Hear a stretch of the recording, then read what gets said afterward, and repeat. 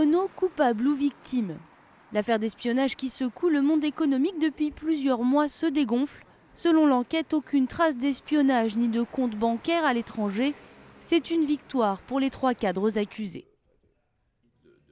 Alors en droit, ça veut dire quoi? Ça veut dire que nous avons aujourd'hui la preuve négative de son absence de culpabilité. Il est blanchi. Blanchi après avoir été accusé d'intelligence avec une puissance étrangère. À l'origine de ces dénonciations, une lettre anonyme. Les cadres auraient reçu de l'argent en échange d'informations sur la dernière voiture électrique du constructeur français. Des faux numéros de compte à l'étranger sont dévoilés. Sans attendre, la marque aux losanges licencie les 3 cadres et les attaque en justice. Aujourd'hui, faute de preuves, Renault se rétracte, mais l'entreprise maintient pour l'instant sa plainte. Certains membres de la société évoquent la manipulation. L'avocat de Renault s'en défend. Je dément absolument ce terme de manipulation. On n'est pas dans ce cadre-là. Pour l'instant, on n'a aucun renseignement qui concourt d'une façon ou d'une autre à dire que la thèse initiale, c'est-à-dire d'espionnage, n'existe pas. En janvier, l'affaire prend un tour politique. Éric Besson accuse à demi-mot la Chine d'être derrière cet espionnage.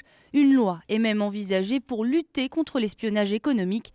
Choqué, Pékin dément fermement.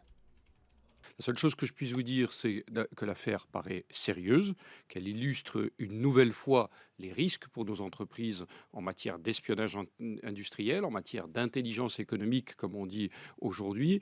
Le gouvernement, plus gros actionnaire de Renault avec 15% du capital, semble très mal à l'aise dans cette affaire. Il demande à la société de réparer ses erreurs. Le directeur général délégué de Renault a eu ce matin la dignité d'indiquer qu'il s'était peut-être trompé.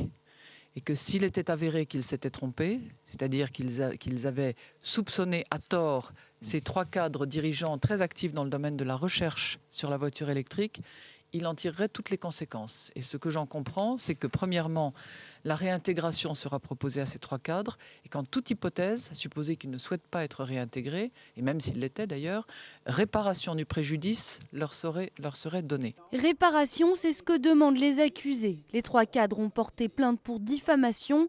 Le dernier revirement va porter un coup dur à la crédibilité de Renault. L'affaire pourrait même remonter jusqu'à la direction.